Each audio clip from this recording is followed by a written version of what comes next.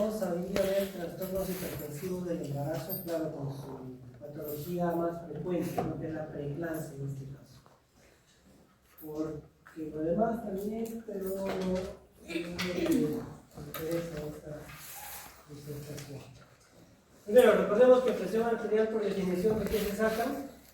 El gasto cardíaco por la resistencia muscular periférica. ¿Sí? De las dos se obtiene. Aumenta uno, aumenta la presión. Baja uno de ellos, baja la presión. ¿No? Eso como médicos es algo básico que nosotros conocemos. ¿Y qué puede cambiar el gasto cardíaco? Recordemos que el gasto cardíaco, ¿cómo se saca? Volumen de inyección por frecuencia cardíaca. En cada contracción sale 70 mililitros. Por 70, 4.935 litros pasa por nuestro corazón en un minuto. ¿Está bien? Es el trabajo del corazón en un minuto. Y el gasto cardíaco se puede alterar por varias cosas que vemos ahí. Exceso de sodio aumenta tu volemia, ¿no? Por eso los hipertensos decimos, ¿sabes qué? No sodio. Mineralocorticoides y sigue la lista por ahí, ¿no? Si aumenta tu frecuencia cardíaca, aumenta tu gasto cardíaco. Y eso a la larga puede repercutir en tu presión. Respecto a resistencia periférica, los vasos tienen las arterias, estamos hablando, tienen una capa delgada de músculo. Todo lo que altere ese músculo, en su contractilidad, me va a alterar también la presión arterial. Y ahí la lista es más grande. Y ahí he marcado algo, ¿no? Hay dos en azulito que he puesto ya como dilatadores. O sea, dilatadores es lo que relaja el vaso. Si se relaja tu vaso, ¿qué va a pasar? ¿Sube o baja tu presión? Baja la presión. Si mi vaso se contrae, sube la presión. Listo, si entendieron eso, ya me voy. Entonces, dilatadores. En gestación hay dos sustancias que se producen un montón: la progesterona y la prostaciclina, la prostaglandina I2. Esas dos, ¿qué hacen? Relajan, entonces baja la presión. Entonces, todas las mujeres, todas las gestantes tendrían que ser hipotensas. ¿Por qué no lo son? Porque se compensa con que aumenta el gasto cardíaco, aumenta su volemia, aumenta la frecuencia cardíaca y eso compensa, y ahorita lo vamos a mostrar. En cambio, sustancias vasoconstrictoras ahí estamos viendo. Y hay una que van a acordarse, tromboxano, acuérdense ese nombre, tromboxano, vasoconstrictor. O sea, si mi vaso se contrae, ¿qué va a pasar con la presión? Listo. Las otras no me interesan mucho para la clase que estamos haciendo. Eso es en general, pues, ¿no? En general. Esto es lo que estaba diciendo, gasto cardíaco, ya les dije, frecuencia cardíaca por volumen latido, que sale 5 litros en un minuto, y la resistencia en la que dan esos músculos de los vasos ante la presión. En la gestante, ¿sí? En la gestante, aumenta el gasto cardíaco por aumento del volumen plasmático y la frecuencia cardíaca. ¿Listo? Entonces todas serían hipertensas. ¿Por qué no son hipertensas? Porque disminuye su resistencia vascular periférica por la progesterona y la prostaciclina que hacen que el vaso esté relajado, esté distendido, estirado. ¿Estamos? Y hace un equilibrio. Si se rompe ese equilibrio, hacemos hipertensión. Si se rompe ese equilibrio, hay una hemorragia, todo, también hacemos hipotensión, los dos extremos, ¿no? Eso lo sabemos. En la gestación, el feto ayuda para muchas cosas. ¿Sí? Acá vemos abajo, vamos del polvito, vamos de abajo. La glándula suprarrenal fetal, imagínense, ya produce, pasadas las 18 semanas, se dice, angiotensinógeno. Y miren que ustedes conocen esa vía, ¿no? ¿En qué termina? En aldosterona.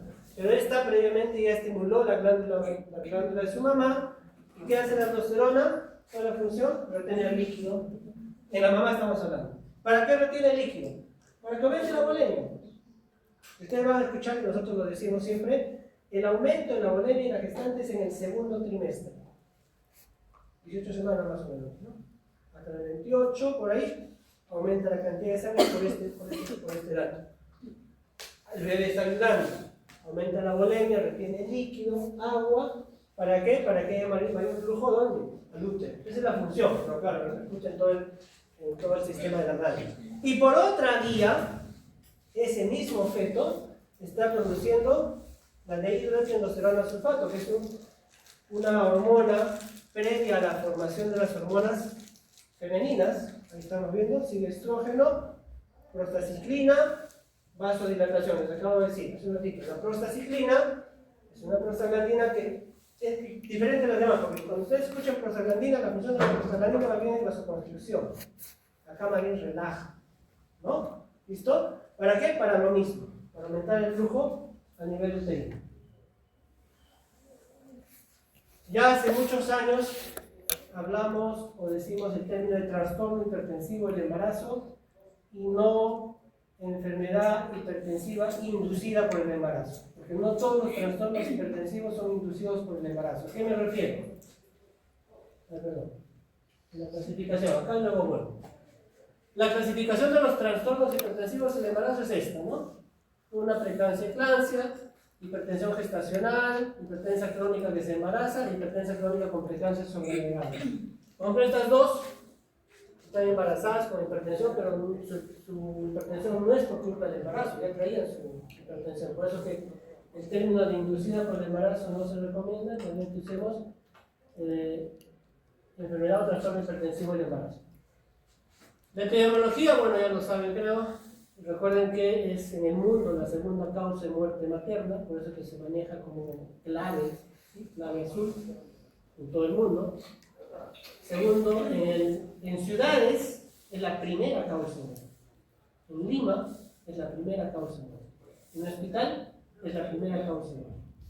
Al terminar, donde vaya, la primera causa. No se nos mueren por hemorragia. Imagínense que se muera por hemorragia en un hospital. Un pecado. Entonces, ¿por qué? Porque tengo sala al costado, tengo banco de sangre, no sea malo que se me muera por hemorragia, ¿no? A usted, cuando esté en su salud, que se muera por hemorragia, bueno, no tiene nada, pues, ¿no? Alguna maniobra que les han enseñado, cosas así. Pero en una ciudad no se mueren por hemorragia, se nos mueren por esto. Esto se nos muere, es la primera causa de muerte, ¿no? En ciudades, en cambio en periferia siempre es la hemorragia. Y desde hace años, desde 2013, que ya la escuela americana publica una actualización, un estudio mundial con muchos expertos y de varios estudios, nos cambiaron algunas definiciones, nos metieron la fisiopatología mucho más marcada, que ahora vamos a revisar. Y por lo que antes decíamos, siempre hemos manejado como preeclampsia leve, preeclampsia severa. Antes, alguna literatura tenía preeclampsia moderada. Eso no existe, ojo. Leve y severa. Y si no, preeclampsia con criterio de severidad o sin criterio de severidad, o preeclampsia como quieran decir. ¿Listo? Entonces, definición de entrada para decir preeclampsia tiene que ser una paciente que tiene más de 20 semanas de embarazo con hipertensión de aparición reciente. No tuvo, se supone, antes de las 20, porque si tenía antes de las 20 se acabó, pues, ¿no? Una hipertensa crónica que recién se está enterando. A las 12 vas a un control prenatal, 12 semanas, y le tomas 140-80, preeclampsia, no. Señora, usted es hipertensa. No, pero nunca he tenido. ¿Se ha controlado? No. Usted tiene, no sé hace cuántos años, semanas, meses, es hipertensa. Esa no es preeclampsia. Tiene que ser más de las 20 semanas. 120 sobre 90, ¿no? Siempre y cuando no tenga clínica, ahorita vamos a hablar de severidad, puedo corroborarlo en 4 horas y pedir la proteinuria. Porque definición de preeclampsia es hipertensión y proteinuria, sí o sí. Y asintomática. Asintomática. No le duele nada, no siente nada.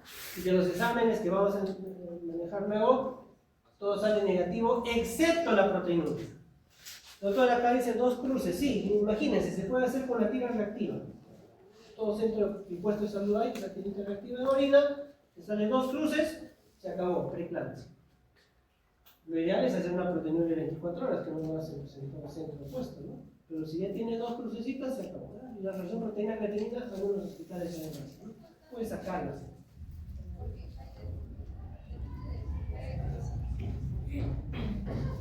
Severa. Acá hay un detalle, ¿no? Si bien la definición siempre se ha puesto 160 sobre 110, ¿no? Corroborada en 15 minutos, y proteinuria puede ser también una paciente que tiene 140 sobre 90, ojo lo que estoy diciendo, 140 sobre 90, pero con criterios de severidad, que ahorita vamos a revisar, ¿no? Y puede no tener proteinuria incluso. ¿Sí? Entonces, para preeclampsia severa o con criterio de severidad, el rango es diferente. Y en la otra, 140 sobre 90, proteinuria, no siente nada, no duele nada, ¿sí? En ella, depende. Puede tener 140 sobre 90, pero la clínica de severidad y pasa a ser severo. ¿Cuáles son esos criterios de severidad? Son 5. Son 5. Y vamos de arriba hacia abajo siempre, chicos. Cuando estudien, inclusive como médicos, acostumbrémonos a tener un orden.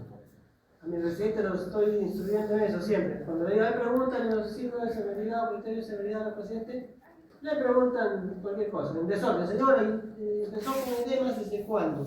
Y le dolía acá la boca, el estómago, y visión borrosa, zumbido, oído, un desorden. Empieza de arriba hacia abajo. Pero así tiene que ser, o sea, y no se te va a escapar nada. No se olvidan de preguntar muchas cosas. ¿Por qué? Porque tanto en esta clave, en todas las demás, los órganos afectados son los mismos. Se me que descubrir. ¿Qué órganos son vitales? Cerebro, corazón, pulmón, hígado, riñón y coagulación. ¿Hay otro más que nos sirva para vivir? Algo más que se deteriore y nos mate. ¿Hay algún otro órgano? Ninguno puede. Ninguno. Y en todo, en hemorragia, en shock séptico, la evaluación pasa por estos 5 sistemas. Y es igual. Entonces, en cabeza, luego vamos a entender por qué es la clínica, ¿no? La cabeza, una cefalea de aparición reciente o trastornos cerebrales y visuales que vamos a conocer. Edema pulmonar. Ya no digo corazón porque también es parte del problema con la hipertensión, ¿verdad? Eso ya está descartado. Ya, el hecho de que tenga hipertensión es corazón y tu sistema cardiovascular, por eso ya no entra en esta lista. Luego que viene el hígado, más abajito. Luego, riñones y terminamos con tu sistema de coagulación hematológica. En este caso, para decir frecuencia severa, solo necesitas plaquetas bajas. Y ahora vamos a recordar todo. Pues son 5 órganos afectados. Definiciones estamos haciendo, nada más no se preocupen, luego vamos a ampliar eso. Eclampsia. Pasada las 20 semanas en un trastorno hipertensivo, convulsiona. O entra en estado de coma. Eclampsia. ¿Sí? Se acabó. No hay otra definición. Y es un trastorno cerebral y hay daño cerebral. Para que una mujer convulsione con esta patología es porque hay daño cerebral, ¿no? Hipertensa crónica, lo que estaba comentando, es aquella que ya trae su hipertensión, ya sabe que es hipertensa, hasta puede estar tomando algunos antihipertensivos y se embaraza, ¿no? O, lo que les dije, antes de las 20 semanas detectamos que es hipertensa. La catalogas como hipertensa crónica, ¿sí? O que persista luego en las 10 días, pasaron visita con una señora y dice preeclampsia, ¿qué le dije? ¿Recuerda qué le dije en el piso de preeclampsia? Señora, de acá 12 semanas, de 3 meses, perdón, 2 semanas de separación, de acá 3 meses, usted va a venir al hospital y que le tomen la presión o en su centro de salud. Le va a decir que le hace presión alta en el embarazo y en 3 meses viene para que le tomen la presión. ¿O no le digo? Ahí está, ¿qué dice abajo? Muchas se quedan hipertensas crónicas. Pásenme así. Por esta vez lo voy a dejar pasar.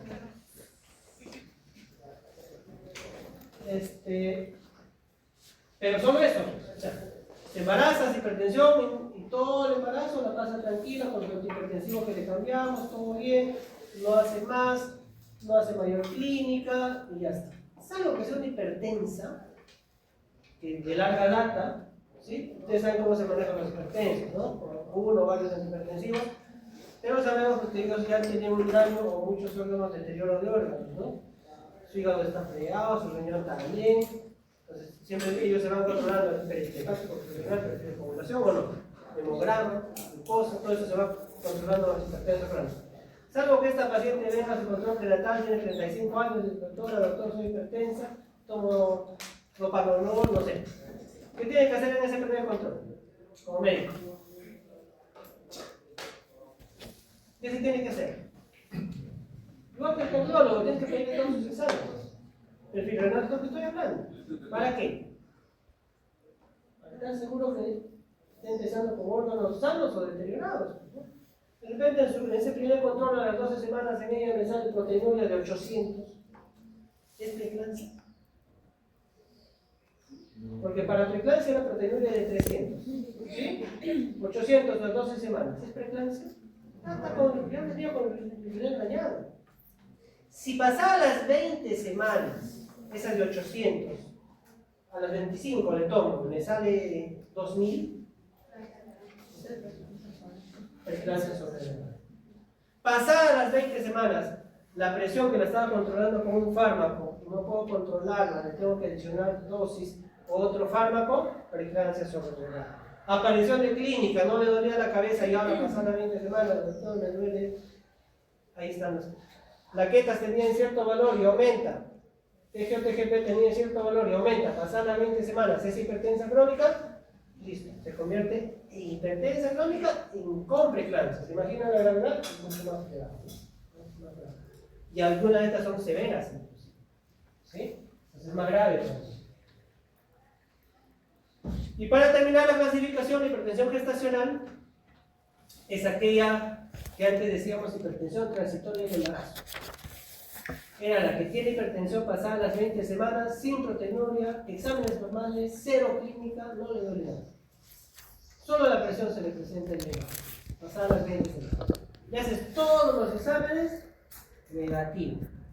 Todo, y no le duele, no siente nada. Esa es una hipertensa gestacional. ¿Sí? Entonces, eso tengo que tenerlo bien claro, ¿no? Y en este cuadrito les resumo lo que les he estado diciendo. Esto ya es como para brutos. O sea, si esto ya no lo aprenden esto, ya no puedo hacer mucho, ¿no? Hagan 2 o 1, algo así.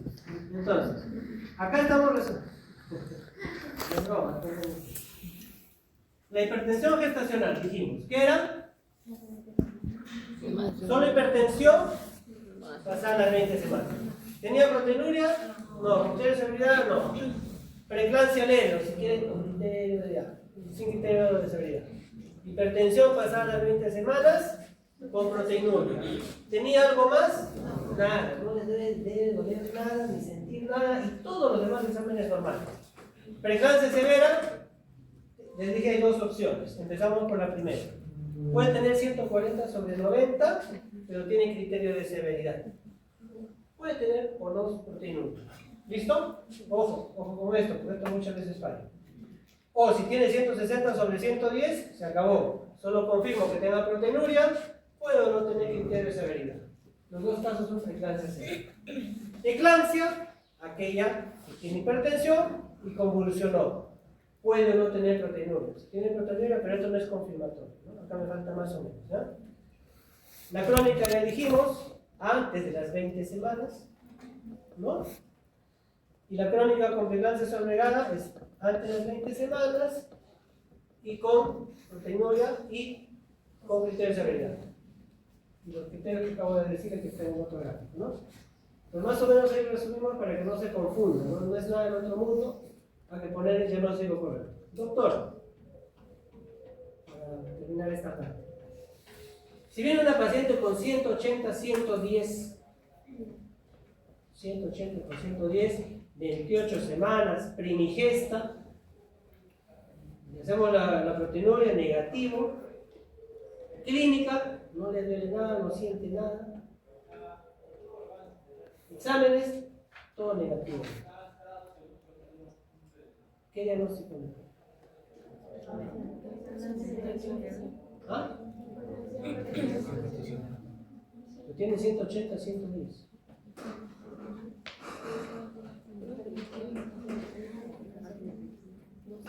La respuesta de ustedes es la correcta. Si preguntara eso a mis residentes, yo me hubiera respondido, entonces con criterio de severidad. Estarían equivocados. Porque es la definición. La diferencia es que esa paciente que les estoy diciendo está, además de su hipertensión gestacional, está con una crisis hipertensiva. El doctor se ha equivocado, crisis hipertensiva es 200, 120, para no gestante. Para gestante, consideramos crisis hipertensiva con este valor. 160, 110, crisis hipertensiva en gestación. Pero imagínense que espere 200 en una gestante para decir crisis, ¿no? Se muere, pues, se muere. Vamos con eso. El boletín de 2019 suma a lo que estamos hablando esto, que ya las guías actuales la consideran. Esos 5 criterios que les he dado son maternos, ¿verdad? Pero ¿quién es responsable de la preeclampsia? Ahorita van a aprender. La placenta. La placenta es la culpable de la preeclampsia. Entonces, las guías actuales consideran eso. Porque la placenta, ¿quién nutre? La Chucky. Entonces el bebé va a tener varios problemas, ¿no? No va a crecer, va a tener alteraciones en su Doppler, va a tener oligohidramios y algunos trastornos. Entonces, ya incluso alteración en una monitorización. Entonces ya se está, ahora se considera como un sexto criterio, si se quiere, eran 5 nada más, alteración en el feto. ¿Sí? Eso para que lo tengamos claro. ¿Existen factores de riesgo para hacer preeclampsia? Sí, factores de riesgo ahí vemos múltiples. Y ahí nos vamos mejor a este cuadrito que dice criterios mayores y otros criterios. Y miren criterios mayores: antecedente de preeclampsia, hipertensión crónica, diabetes, gestación doble, obesas y enfermedades autoinmunes. Ahí está una ley, síndrome ticopalpídico, es un problema de coagulación, ¿no? ¿Saben cómo se llama? Lupus más abajito y sigue la lista. Sobrepeso también entra, ¿no? Quiero obesidad, sobrepeso, vivíparas. El primer embarazo es un factor de riesgo, imagínense. Todos ustedes van a ser factor de riesgo. Encima médico, peor todavía, más factor de riesgo. Y sigue la lista. Antecedente en las hermanas, en la mamá, también está por ahí en la lista, ¿no? Entonces, miren, la lista es gigante. Añosa también, me falta, ¿no? Añosa está, años. Sí, por ahí está. Edad materna avanzada. Ahora suena feo, dicen decir añosa porque aumentas la N, no es normal. Mejor edad materna avanzada. Entonces, la lista es grande. Es grande. Es más, la literatura actual, la COP, por ejemplo, para prevención de preeclampsia, que vamos a ver por el capítulo chiquito, recomienda considerar a todas. A todas para prevención de preeclampsia, que son las primeras, ¿no? Fisiopatología. Hasta el 2005 no se conocía muy bien de la fisiopatología de la preeclampsia. Hablaban de teorías de preeclampsia. Había unos 10 teorías, me acuerdo, que les enseñaban en pregrado. Yo hasta el 2005 estudié, claro. Me enseñaron a mí teorías de la preeclampsia. Y en 2005 sale este estudio de Redman, en la que ya nos separa la fisiopatología de la preeclampsia en dos etapas, ¿no? Antes de las 20 semanas y después de las 20 semanas. Antes de las 20 semanas una placentación anómala y después de las 20 semanas estrés oxidativo por sustancias que produjo la placenta y lo mandó a la mamá, y esa mamá hace una alteración de ciertas sustancias con respuesta inflamatoria, daño del endotelio, como el cuadro clínico que conocíamos ese tiempo y hasta ahora. Ya se dividió en dos etapas, ¿no? Hasta se hicieron etapas y otras más. ¿Recuerdan de este nombrecito? ¿Qué hacía el tromboxano? Vasoconstricción. ¿Qué hacía la prostacyclina? Vasodilatación. Listo. Y aparte de esas dos cosas que bien han estudiado, ayuda a otras cositas, ¿no? Disminuye la agresión plaquetaria, relaja el útero, que no se peguen las plaquetas, relaja los vasos y aumenta el flujo uterino. ¿Está bien? Y todo lo contrario hace el tromboxano. Pero tienen que estar en equilibrio. Si se rompe el equilibrio, es decir, si se forma más tromboxano, ¿y qué creen que ocurre? En preeclampsia se rompe el equilibrio. Se produce más tromboxano por esa placenta dañada. Y ahí se rompe el equilibrio y viene todo. Entonces, mira, va a haber vasoconstricción, por ende, va a aumentar la presión, las plaquetas se pegan a las paredes, bajan las plaquetas. ¿Recuerdan plaquetopenia como diagnóstico de severidad? Ahí está. El útero aumenta su actividad, menos flujo uterino, el bebé no crece, pues. Y sigue la lista. ¿O no? Y este es un cuadrito más grande de la fisiopatología de la preeclampsia. No, ustedes están cerca, sí ven todo, ¿no? Solo que el que se ha ido allá en el otro salón, es no ve nada.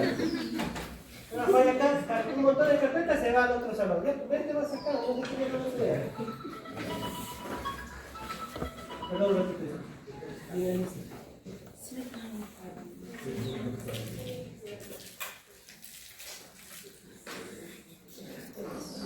Y realmente no, es necesario, es algo que va a consideración. Sí, el otro día lo que dijimos, salvo que sea consideración. Sí, es rápido, es un microproteína, acelerados biológicos. ¿Cuánto? Excepto sí, el útero grande. Oye, ya. Es rápido. Aborto de más de 8 semanas. 2.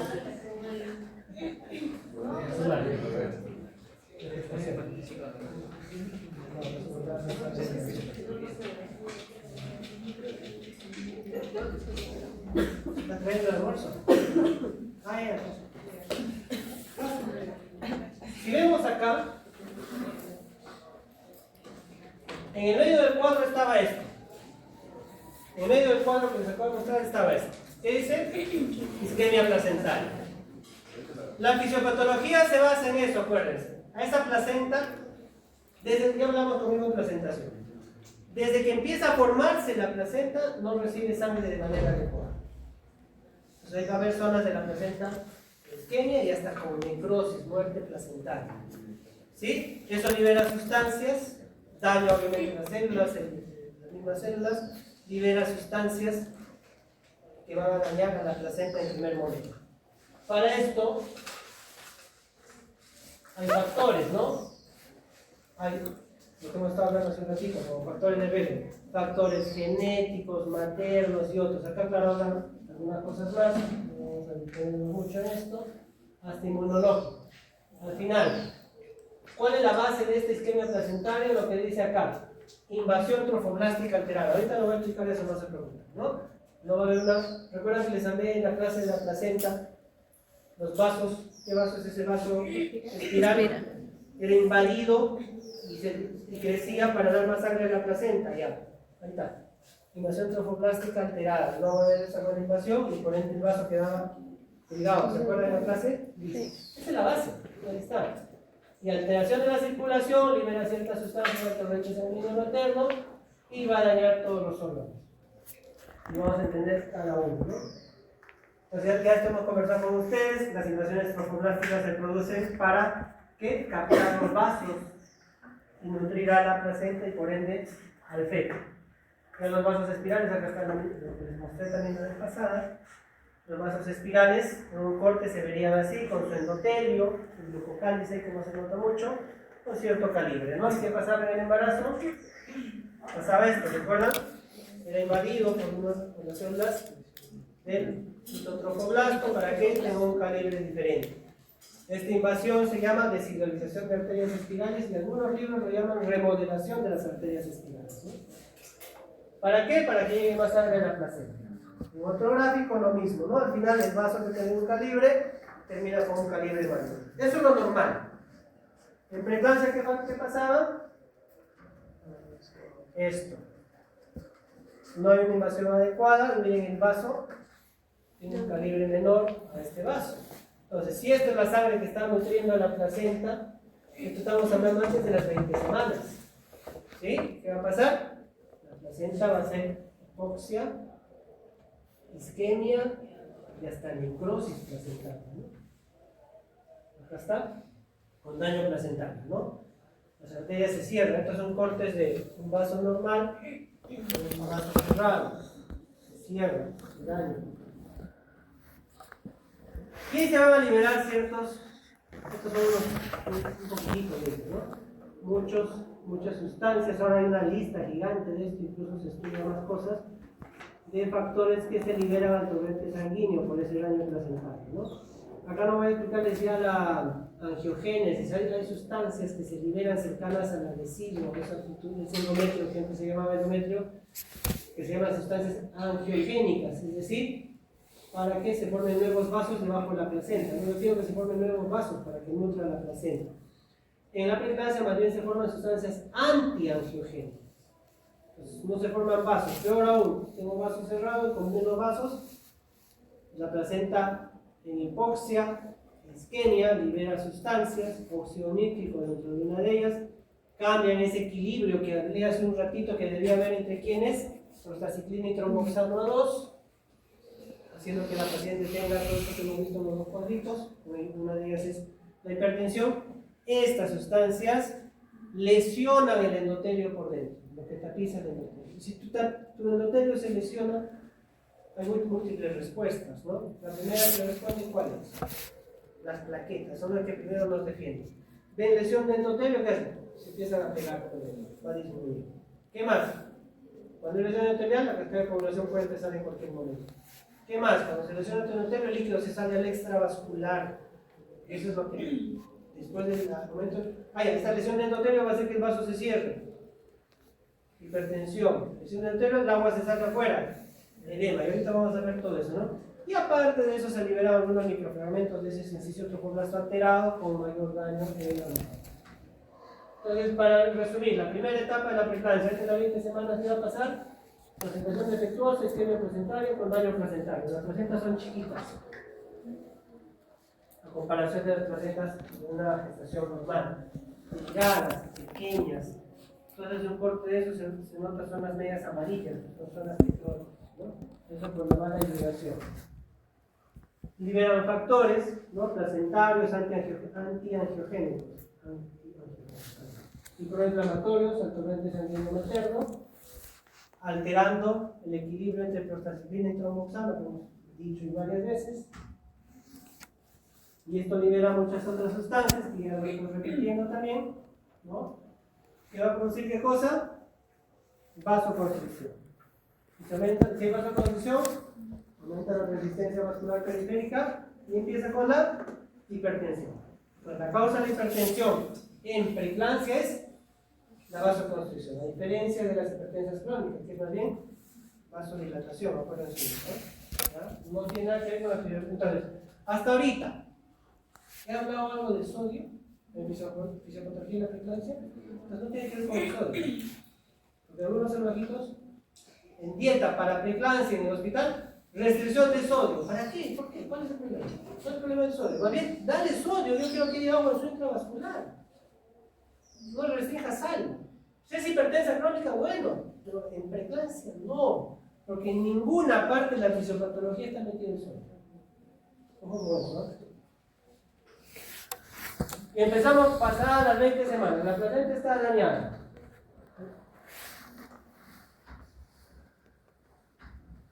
Y hay su hipertensión, el vaso se contrae. ¿Está bien? Está contraído. ¿Ya? Entonces, aquí te preguntan. En sintomatología de preeclampsia, ¿qué es lo primero que aparece?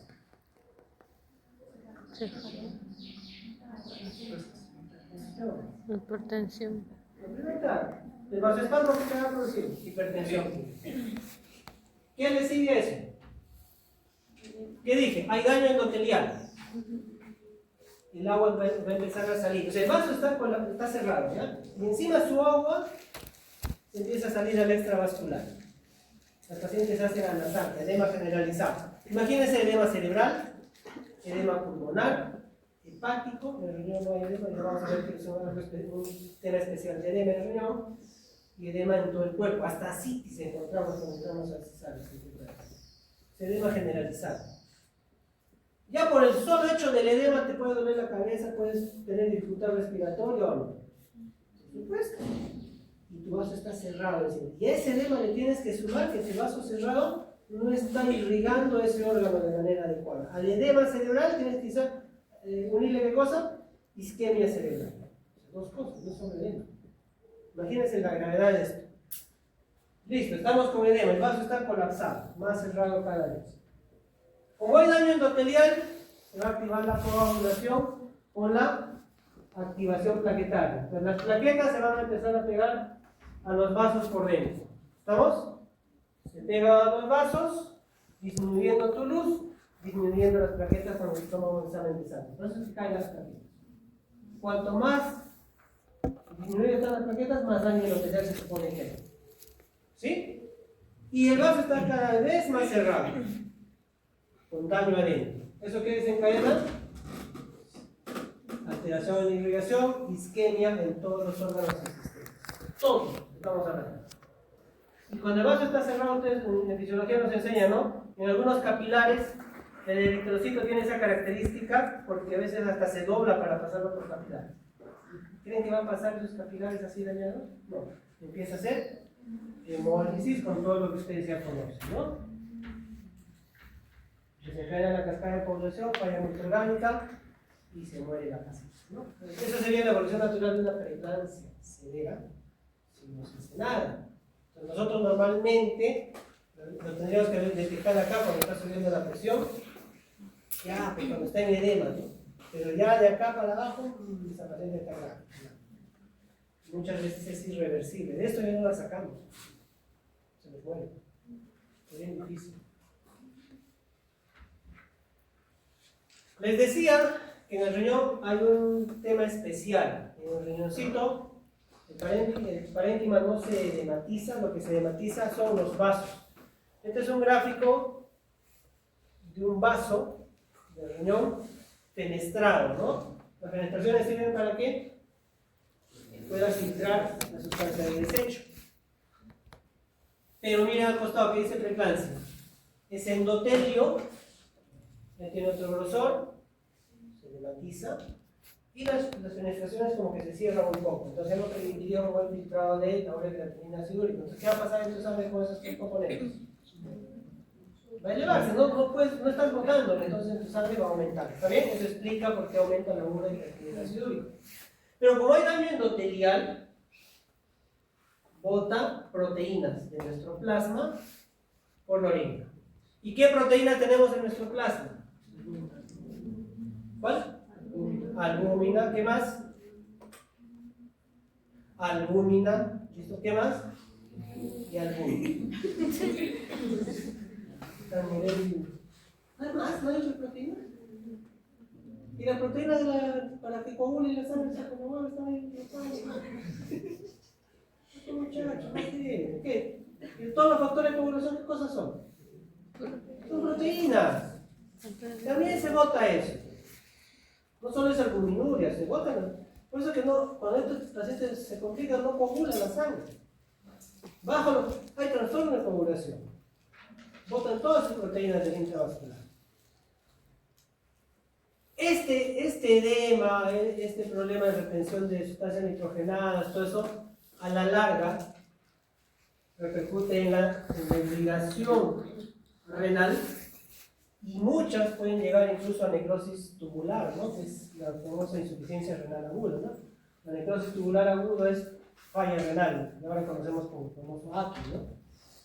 Entonces, una mujer con preeclampsia, ojo chicos, chicas, puede llegar a ser insuficiencia renal irreversible. Irreversible. Se queda con hemodiálisis. Yo he visto varios casos en esto. En el cerebro, ¿qué pasa? Ya que dijimos, edema, isquemia y hasta zonas de necrosis, ¿no? En los estudios de imágenes he encontrado todo eso, hasta trombosis en casos más grandes. Pequeñas hemorragias, ¿no? Y en eclampsia se han visto zonas de necrosis, zonas de hemorragia, que son las que desencadenan la convulsión. Es decir, en cristiano, mujer que convulsiona en este contexto, que tiene un daño cerebral, mayor o menor. ¿Ya? Eso tenerlo en cuenta. Y hay un temita que nosotros vemos como causa de la convulsión, ¿no? Esa zona de disquemia, como espasmo, que te produce sintomatología, pues de edema y isquemia cerebral, que es mucho más que esto, ¿no? Imagínense que tienes edema cerebral con zonas de falta de irrigación, dolor de cabeza, edema en esta zona, alteraciones visuales, edema en esta zona, tinnitus bilateral, edema en esta zona que tenemos ¿cómo se llama los lóbulos motores, tus reflejos tendinosos aumentados, y sigue la lista. Porque en realidad se evalúa los reflejos tendinosos, ¿han visto? ¿Sí? Se evalúa los reflejos tendinosos. Y eso indirectamente te está diciendo que hay un problema aquí. Acá me he puesto el PRES, claro, eso sea para un poquito más de nivel.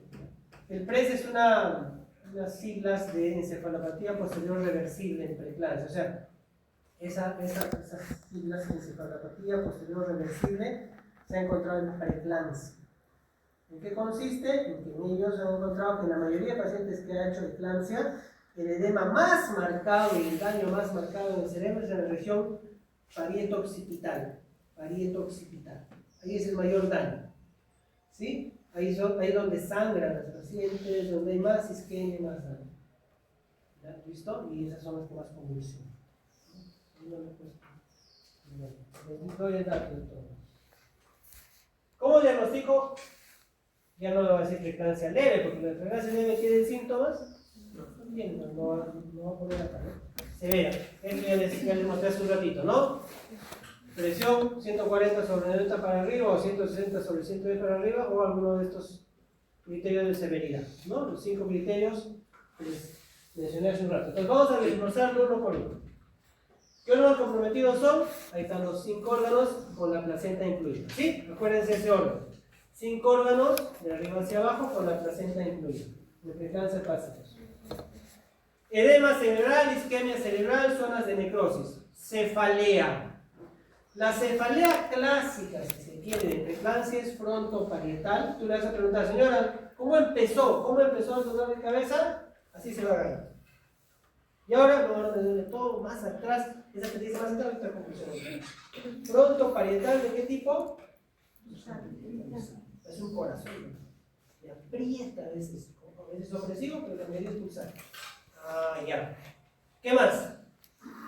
Por el edema cerebral puedes tener mareos, náuseas y vómitos, ¿no? Es como que se ha golpeado la cabeza contra algo, imagínense el hinchado, ¿no? Tienes toda esa clínica. Reflejos tendinosos aumentados, yo les expliqué por qué. Edema en región occipital, vas a ver lucecitas que se llaman fotopsias. Edema en región parietal, que vas a tener tinnitus, zumbido de oído, doctor, pero tiene que ser bilateral. Si es unilateral, van a otorrino, te revisas, estás ahí con tu tos. Náuseas y vómitos y convulsiones en algunos casos, ¿no? Todo eso es en cerebro. Parte del cerebro, y eso nos han enseñado en oftalmos, ¿no? Es el ojo, ¿no? ¿Así nos han dicho ustedes? A mí me han enseñado así, ¿no? Por eso se llama neurooftalmo o sea, oftalmos. Es partecita del cerebro el ojo. Por eso entra en este mismo grupo.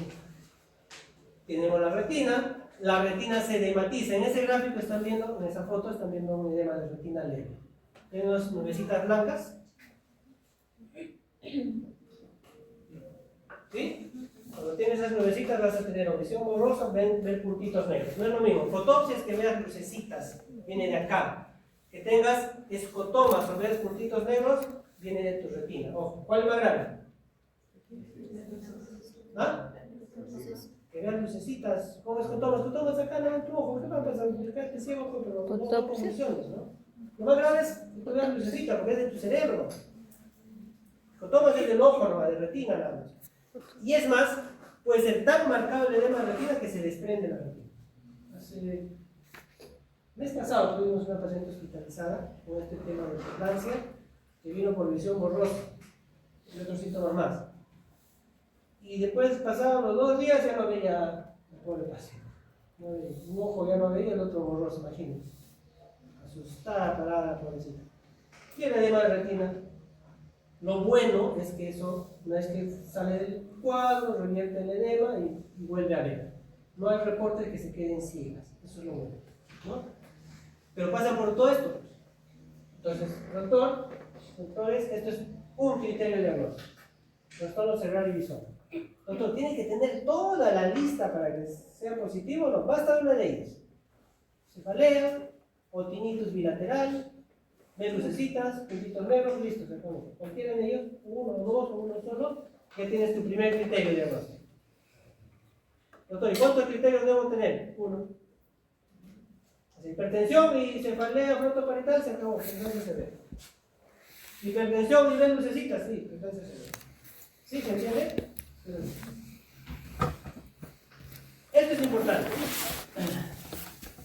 Además de la clínica que les he mostrado, han visto en los estudios que casi el 80% de mujeres que va a convulsionar presenta esta clínica. Cefalea persistente occipital o frontal. Persistente. Le bajaste la presión y le sigue doliendo. No está bien, ¿no? Visión borrosa. Fotofobia, ya no fotopsias. Fotopsias es que ves lucecitas. ¿Fotofobia qué es? La luz le molesta. O alteración del estado mental. Ya la ves media somnolienta, te habla las cosas, no te habla claro, balbucea, algo está pasando. Esa va a convulsionar en minutos. Tienes que ya estar administrando el sulfato de magnesio para evitar la convulsión, ¿no? Entonces, miren, Sintomatología predictora de eclampsia, ¿no? Segundo órgano comprometido, pulmón. Lo mismo, edema pulmonar. Cuando hay edema pulmonar, ¿qué tenemos como clínica? Hay una puesta en letra chiquita. Disnea a la cabeza. La paciente entra al consultorio o a emergencia y parece cansada, ¿no? La licenciada le pregunta, señora, ¿venido corriendo? ¿Qué ha pasado? Ha caminado 5 pasos y está así. No, es Disney. Auscultemos como médicos, ¿no? Está una expectoración serosa por ahí, ya diaporética, ansiosa. Si tienes la sospecha clínica de disnea, pídele una placa. Estás en un hospital. Para el cerebro, antes de pasar. Si viene el diagnóstico no habla, vuelvo al cerebro. Tengo la sospecha clínica de todo ese problema cerebral. ¿Le pido algún examen? No. Si convulsiona, es mandatorio que le pidas por lo menos una tomografía. Después de la solución del problema. Si tiene clínica persistente, clínica acá arriba, está indicado estudio por imágenes. Si no hay tomografía, si no hay resonancia, por lo menos tomografía. ¿Ya? Si no puedo diagnosticar la principal causa de muerte por preeclampsia, ¿saben cuál es? La hemorragia cerebral. La hemorragia cerebral es la principal causa de muerte, la primera, no principal, es la primera causa de muerte en preeclampsia. ¿Cómo diagnosticas eso? Trastornos neurológicos y también con tu imagen, ¿no? Segundo, pulmón. Ya dijimos, ¿no? Entonces, si tengo sospecha clínica de edema pulmonar, que no tiene tiemble en la mano y pide una placa de tórax. No se toma. Afecta más de 30 semanas, casi 40 semanas. ¿Ya afecta el bebé? Una es ninguna. Tendría que hacerle 150 radiografías para que se afecte, ¿no?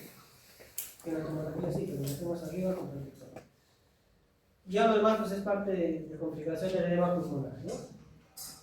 Tercer órgano comprometido, hígado. Hígado edematizado, con zonas de isquemia, y ese hígado edematizado que está distendiendo, la cápsula de Gleason que la cubre. Y la Gleason es dura. El hígado se puede romper, es una complicación. Se mueren células, hay necrosis periportal, reportada. Eso hace que aumente tus enzimas hepáticas, TGO-TGP elevados. Para criterio diagnóstico se considera el doble del valor normal, considerando 35 normal, para abajo, 70 ya preeclampsia cerebral. O dolor persistente en región hepática. La paciente llega que le duele acá, náuseas y vómitos. Más esto, se ve. Ojo, puede llegar solo con esto. Hipertensión y solo esto, es preeclampsia cerebral. Todo lo demás nada. Seguimos. Cuarto órgano, ya lo hablamos. El riñón, ya no voy a repetir esto.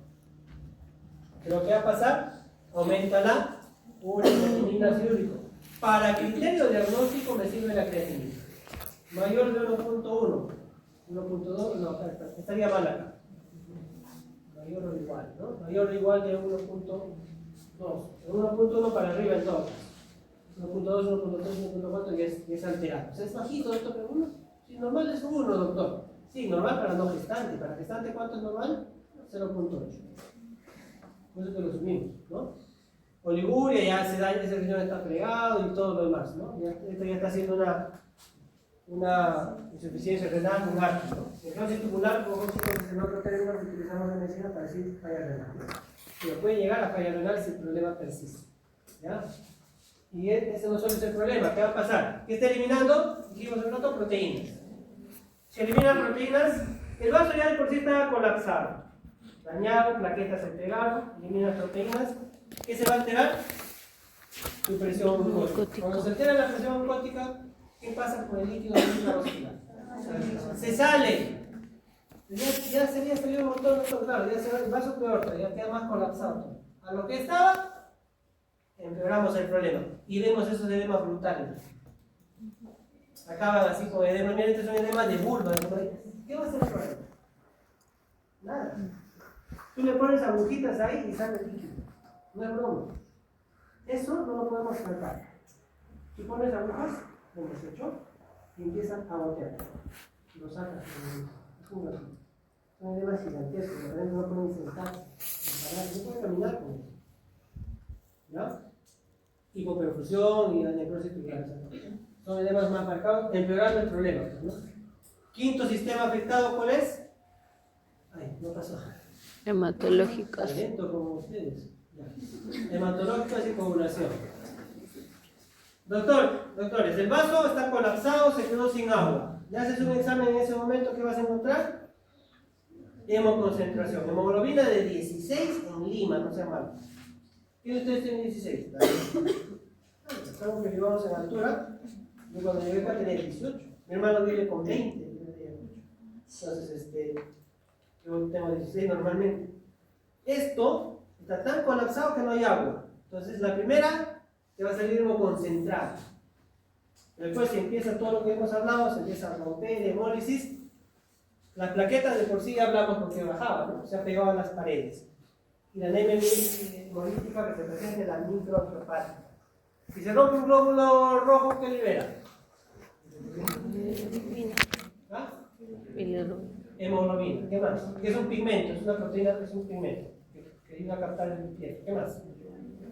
¿Ah? Bilirrubina. Se va a transformar en bilirrubina. ¿Qué más? Ahí está. Una célula muerta libera ¿qué cosa? Deshidrogenasa láctica. Célula muerta estoy diciendo. O sea, cualquier célula muerta libera eso. Pero acá como estamos hablando de hemólisis, si un glóbulo rojo se revienta, va a liberar DHL. Entonces, el infarto miocárdico pide la DHL, le va a salir volando. Pero no es para hemólisis, ojo. Algunos piensan que el DHL es para hemólisis. No, es para muerte celular en general. En este caso, el hemólisis va a salir alterado. Y obviamente un frotis es quistosito, ¿no? Células destruidas. La bilirrubina también se eleva, ¿no? Hay que saber ver todo eso. Y a la larga puede llegar a una coagulación intravascular diseminada que sería mucho más grave. Para eso necesito mi perfil de coagulación.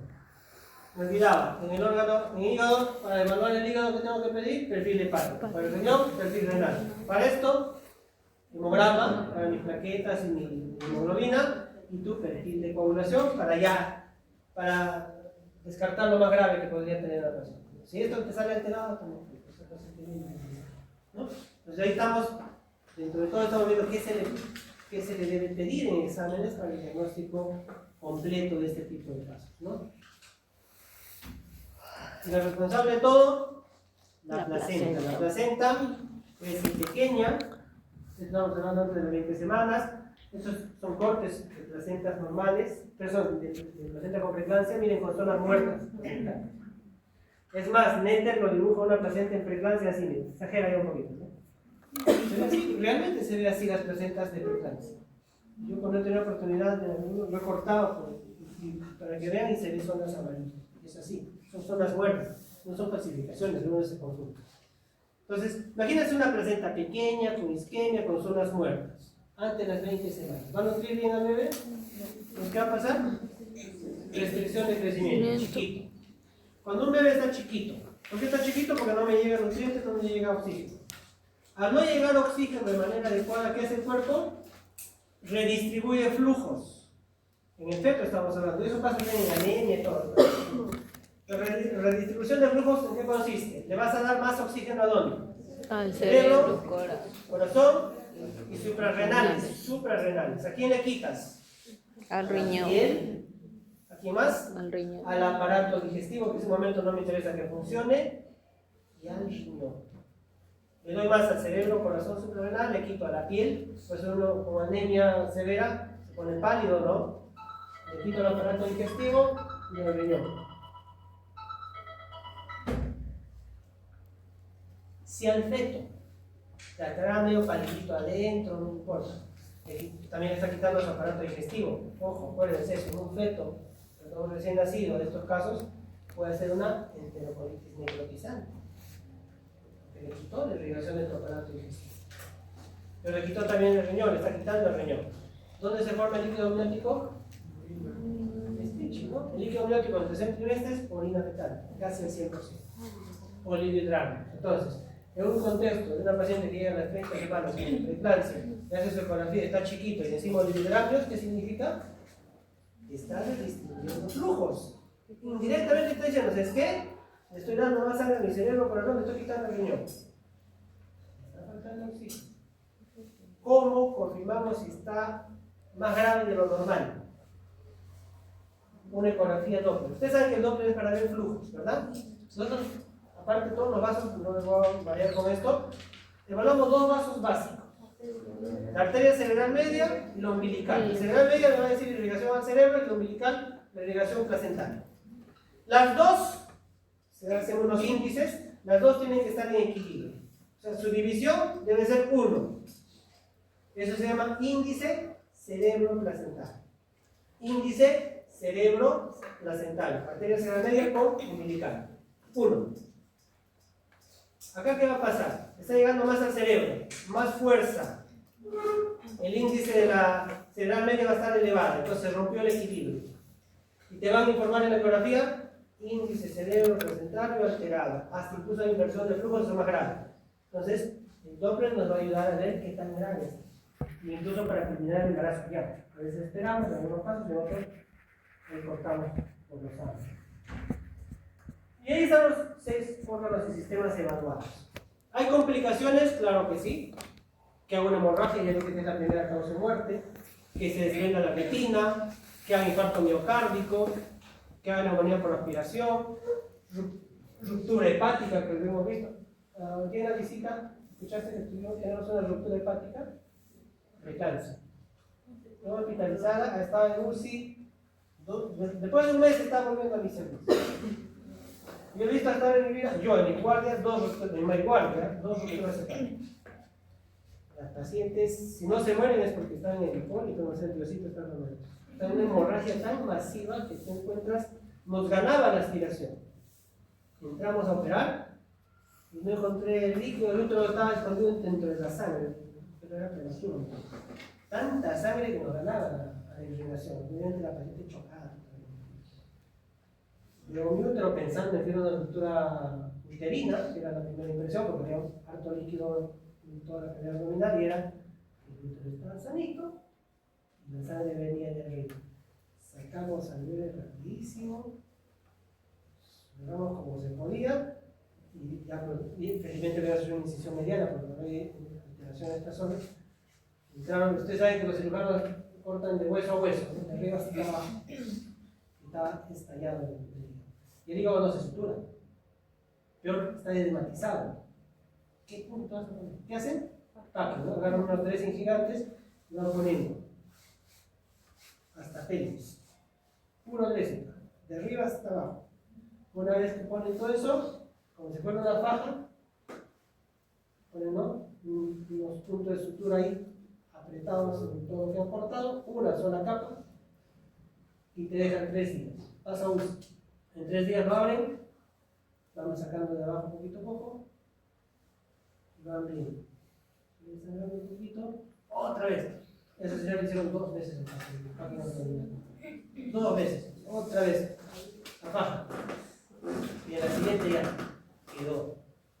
Y no se imaginan la cantidad de hemoderivados que se le puso. Se hizo prácticamente un recambio globular, recambio plaquetario, recambio de todo por eso. La otra que dice falleció y esta está viva. La que vimos aquí en la visita, viva. Porque esa es de las hemorragias masivas más brutales. El hígado tiene demasiada sangre cuando se rompe. Si no estás en un hospital con todo tu banco de sangre a disposición, se muere no la sangre. El riñón que quede con falla renal, que haga una coagulopatía intravascular diseminada, que el bebé se muera, haga DTT, ¿no? Entonces son complicaciones que nosotros tenemos que tener en cuenta en la preparación, ¿no? Y esto es importante. En la mañana justo el residente me preguntaba, recuerdo que me preguntó esto, doctor, definición de preeclampsia, me dijo, cuando la sistólica sube 30 y la diastólica 15, no, ya no se usa. Esa es la prehistoria. Antes era eso. Yo le expliqué lo que está acá, o no le expliqué. ¿Qué dice ahí? ¿Qué dicen las guías internacionales? Hallazgos que justifican mayor vigilancia. Cristiano, mira, cuando encuentres esto, no le digas, no pasa nada, no es nada, y venga acá un mes. Ese paciente no va a regresar, está muerto. ponte 28 semanas y te dice, me duele la cabeza, doctor, me duele la cabeza, nunca he tenido eso, no. Porque no sabes qué cosa, pero 90, 60, 10. Pero algunos, ¿sabes qué hacen? Esas nos la mandan al hospital, referencia en emergencia, preeclampsia por criterio de severidad. La preeclampsia si no tiene hipertensión. No puede ser preeclampsia sin hipertensión. Vale, volvemos. ¿Qué nos dice la literatura? A esa paciente, vigílala todos los días tomándole la presión. Va a debutar de repente con preeclampsia. O una paciente que por primera vez le empieza a doler la región hepática, que antes no dolía. Ojo, en todas estoy hablando con presiones normales. O que haga restricción de crecimiento y todavía no encuentras hipertensión. Proteinuria, un control por ahí dentro de un examen de orina como el de se encuentran 3 cruces de orina. ¿Qué es esto? Proteinuria, volando, pero presión normal. Vigílala. Va a estar con preeclampsia. Y lo otro último que justo en la mañana conversamos en la visita, ¿no? Que si la sistólica le sube 30 y la diastólica 15 de la basal. Un ejemplo. 90, 60, 90, 60, todos sus controles prenatales. Viene al control de las 30 semanas, le toman 120, 80. Y dices, allá, tenía 90, 100, le llegan 120. Subió 30. 120, 80 es preeclampsia. No, porque te has dicho preeclampsia es 140 sobre 90. El preeclampsia no es. Pero no te dice, mándala a su casa, que te dice, vigila. Puede que vaya a debutar. Y pasó eso con esa paciente. Una vez paciente conversamos. Pasó eso. Debutó. Justo me dijeron, ¿no? Sí, doctor, llegó, había subido así y acá ya empezó con las presiones altas. Debutó. Pasa, ojo. Manejo. El toque. Lo vamos a revisar esto en clave azul. También hay una clase para eso, ¿no?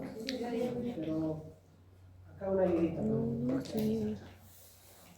Mira, medida general, 2 vías periféricas, oxígeno siempre. No, era amarilla. Oxígeno, hay que extender los vasos, hay que poner sonda. Y lo demás son medidas generales. Proteger si convulsiona, baja lengua, retirar cuerpo extraño, vómitos, si te ha convulsionado. Y todo lo demás son exámenes y tal. Pero la primera medida en realidad de manejo de preeclampsia es esto, ¿no? Su vaso está colapsado por dedos, ¿o no? Yo necesito distenderlo para que llegue sangre a los órganos, porque están cerrados los vasos. Antes, le metíamos 2, 3, 5 litros de agua para que distienda. Mejoraba un poquito y después se venía por abajo, ¿no? Era una desgracia. Ahora no, a pesar de que está edematizada, tenemos que considerar que su vaso está contraído. Hay que ponerle agua así, ¿no? La recomendación ya no es como antes, ponle 3, 4, 5 litros en una hora, no, es 500, algunos dicen incluso 300 en bolo. Si quieren cristianos, 500 a chorro y el resto a 80 o a 100 si quieres mililitros por hora. ¿Listo? Le vamos a ayudar a distender algo y le vamos pasando agua, porque no tomando otro efecto.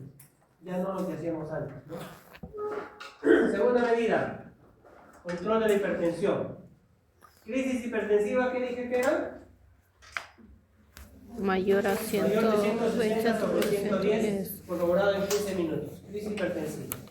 En crisis hipertensiva hay emergencia y urgencia. No parece, se me escapó. Hay emergencia y urgencia. ¿Cuál es la diferencia?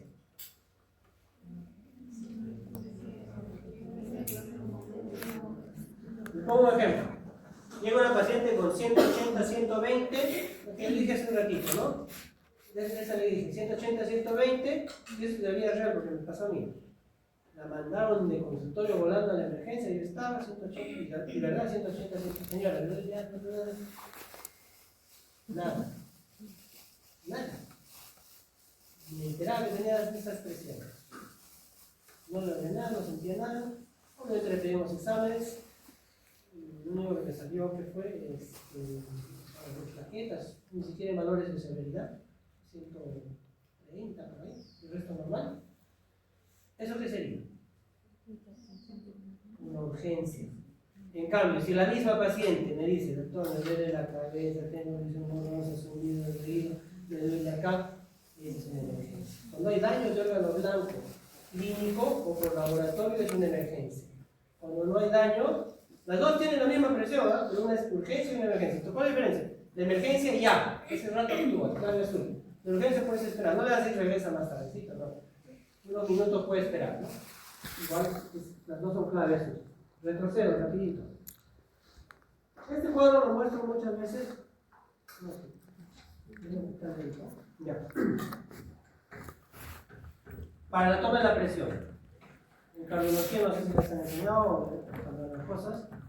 Los estudios, algunas sociedades y si más lista de esto, recomiendan al paciente idealmente con el brazo del corazón y el brazo derecho, de ser posible, con un brazalete adecuado, con la paciente por lo menos con 5 minutos de descansito. ¿Qué más? ¿Qué otras cositas tengo que tener o tomar en cuenta antes de tomar la presión? ¿No esté bien? Agitar por 5 minutos de descanso. ¿No le tome qué? Antihipertensivo. ¿Qué cosas? A ver. ¿Va a tomar café? ¿Qué más? ¿No? Energética que con puro cafeína, a veces tomamos para aguantar. ¿Qué más?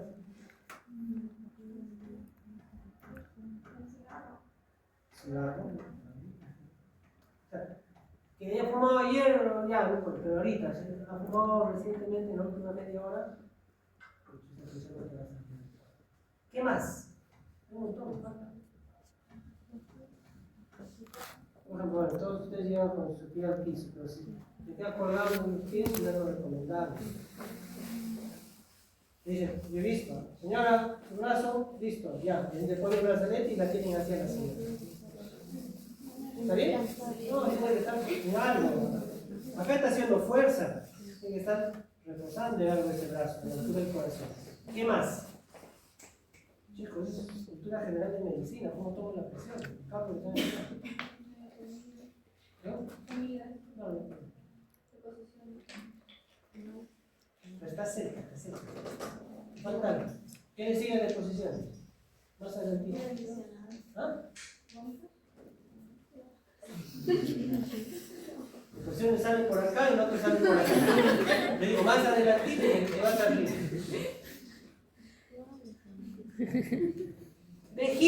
Vejiga vacía. Si tu vejiga está así, tu presión va a subir. Vejiga vacía. ¿Qué más? Creo que hemos completado. Son cositas, no puede que no sea importante, pero sí es importante. Te tomas con la vejiga llena, te va a salir la presión alterada, elevada. Y no está bien, te tomas, ¿o no? Y esas cositas pequeñas, ¿cómo son esas? Brazo derecho desnudo. Otra. Le acomodan la chompa así gruesa de lana de 2 centímetros de grosor y le meten encima. No otras salvajadas de las enfermeras, ¿no? Los que dicen peor. Ya con eso me ven a mí, la desnuda, pero si yo le veo con eso me tengo que pasar noche. Digo su vida, no saben tomar presión. Si tiene el brazo desnudo, está dice la temperatura, también con un médico. Se altera la presión. Y ustedes como médicos tienen que hacer cumplir eso. Y si uno se toma, que se saque. Eso está difícil, que se saque. Si no lo tome, yo lo voy a tomar entonces. Que se saque, brazo desnudo y recién se toma. No están tomando cualquier cosa, ¿no? Una cosa, o sea, eso para que no se me... Es más, la FIGO 2019 publica eso con todas esas recomendaciones que les he dicho, hasta diciendo que descanse el brazo si no es acá, o que sea en las mesas, súbele en las mesas, con recomendaciones para que mejoremos la toma de la presión, que se ha visto que tomamos mal la presión. Terapia de primera línea para emergencia hipertensiva, ¿no? ¿Por qué debemos bajar esa presión de 160? Porque es la primera causa de hemorragia cerebral. Y dije que era causa de muerte, ¿no? Las históricas son estas, ¿no? Doctor, ¿le bajo a 90, 60? No, miren el rango. Porque le bajes a 140 estamos felices. Sí, tranquilo, 140. No se asusten, no le bajen a 90, ahí estamos fritos. Si viene este cuadrito que vamos a ver cuando aparezca, ahí está, es antiguo, pero son de las grandes familias de antihipertensivos que todos ustedes conocen, ¿no? Hay la gran familia de diuréticos, hipatocolíticos, vasodilatadores y ECA, ¿no? Puede faltarlo, sí. Esto es lo básico. Viene una gestante, 12 semanas, doctor, yo hace 5 años soy hipertensa, Estoy tomando losartán con la betanol. Estoy tomando dos cosas. ¿Qué le hace así a la señora? Losartán está acá. Mi filipino, ¿qué dice? La betanol. Estoy tomando los dos. Ya hace 5 años. ¿Y su presión? Che. ¿Qué le hace decir? ¿Estás en tu centro de salud? No existe cardiólogo, felizmente. No decir como acá, no, cardiólogo. No hay. ¿Qué hace decir? Tú eres el médico. ¿Qué debe decir? Mucho gusto, esa parte justo no he estudiado. Estoy a la ciudad y...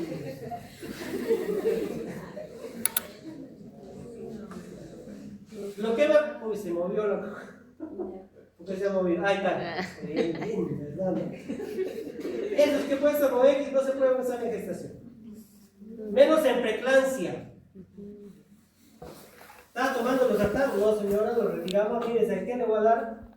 Un ratito voy a ver mi cuadrito. Allá, va a tomar esto.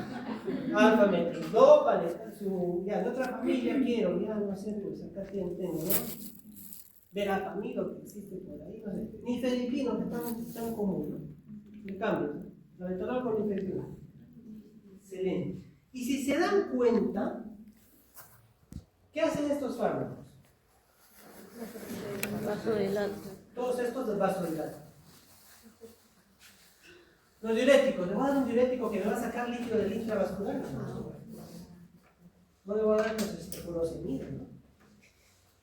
Entonces, miren, un cuadro tan sencillo, ustedes tienen la sustancia. Porque va a pasar en tu serum, la obstetriz te va a mandar, no me estás tomando anticonceptivo de ese embarazo. Vaya al médico. Las tengo que cambiar. Si estaba tomando alguno de esa lista que he puesto como X, cámbiala a las horas. No se haga problema. Vamos a hacerlo enseguida. No puede tomar los demás, se va a alterar. ¿Ya? Y he englobado 3 cosas ahí. Hay 3 fármacos que los he puesto en el azulito: la betanol, hidralazina, nifedipino. ¿Por qué he englobado esos 3? Porque esos 3 se usan para la crisis. ¿Ya? Entonces, la crisis hipertensiva, los 3 son de primera línea. Los 3. Pero la betanol y la hidralazina, parenteral. En cambio, mi nifedipino no existe parenteral. O sea, no existe apoyo, es todo bioral. Mira la diferencia, ¿no? Siendo bioral, se usa para crisis. Esto son las recomendaciones a COP 2022, no ha cambiado hasta ahora, la actualidad 2023 tampoco. Estamos luchando. Ha salido una publicación en 2021 de otra escuela en la que ya nos recomendaba este esquema que les voy a dar, pero en el hospital seguimos materializando, los centros siguen, y en el mundo se sigue con este esquema. Depende, pero este es el esquema que se usa hasta ahora. ¿En qué consiste? De nifedipino voy a desarrollar, el resto ya no tenemos. Cuando tengas tu preeclampsia severa o tu crisis hipertensiva en tu serum, la corroboras en 15 minutos y le das 10 de nifedipino bioral. ¿Y qué hago? Espero 20 minutitos. Cuando se mide. Y después de 20 minutos, le he dado, mientras voy haciendo otras medidas, no va a esperar ahí sentado, no se pasa. Ya le pusiste su doble guía, te estás dando su sulfato de magnesio, que ahorita vamos a ver todo eso. Después de 20 minutos, persiste con presión de 160 para arriba, ¿qué hago? Le doy dosis de 20 nifedipino, bioral. No sublingual, no vía bucal, que es en los cabellos, eso es solo muy rápido, bioral. Después de 20 minutos, persiste con 160 sobre 110. Miren que le doy 20 más. Y espero 20 minutos. Si ustedes cuentan, 20 más 20, una hora. Después de una hora, tú no has podido controlar la crisis hipertensiva con eso. ¿Qué haces en tu serum? Muy bien, te pones a rezar y la transfieres a la paciente, porque esa paciente ahorita convulsiona, hace hemorragia, hace DPT, se muere en tu cara. En serio, parece broma, pero es así. Sí, es peligroso, es humano. La crisis hipertensiva refractaria, tratamiento, la indicación ¿cuál es? Terminar el embarazo ya. En un hospital para nosotros fácil, ¿no? Tengo la sala. Ustedes, en salud, ¿qué hacen? Ya estás repitiendo, ¿no? Vas rezando y si llega, vuelves a ver con el paciente ya fallecido. Dice la betalol, interconsulta, pero es culminar embarazo, sobre todo. ¿Ya? Hay para la betalol un esquema no parecido, digo, pero es más rápido incluso, pero este es endovenoso, como ven en bolos de 20, 40 y 80, se espera 10 minutos, y lo hay también para la hidralacina, también en bolos, como ven ahí, pero claro, cada 20, ¿no? Un nifedipino, pero no hay acceso para esto en los centros menores. En el hospital tenemos la betalol, pero nos es más difícil usar, porque no tenemos acostumbrado tanto al nifedipino, que es más sencillo, lo utiliza usted, la enfermera, es más fácil, ¿no? A lo otro. ¿Ya? Una vez que se ha controlado la hipertensión, ¿qué hago? Sigo monitorizando a la paciente. Claro, en un hospital, para no ser fácil, tenemos el monitor y ahí está todo el rato, ¿no? Vamos viendo nomás. Pero ustedes deberían ir tomando la presión, mira, cada 10 minutos, cada 15 minutos, cada media hora, cada hora. Doctor, a las 2 horas que ya había controlado, vuelve a subir la presión. Reinicio. Tiene que sobrepasar 160, reinicio. ¿No? Reinicio.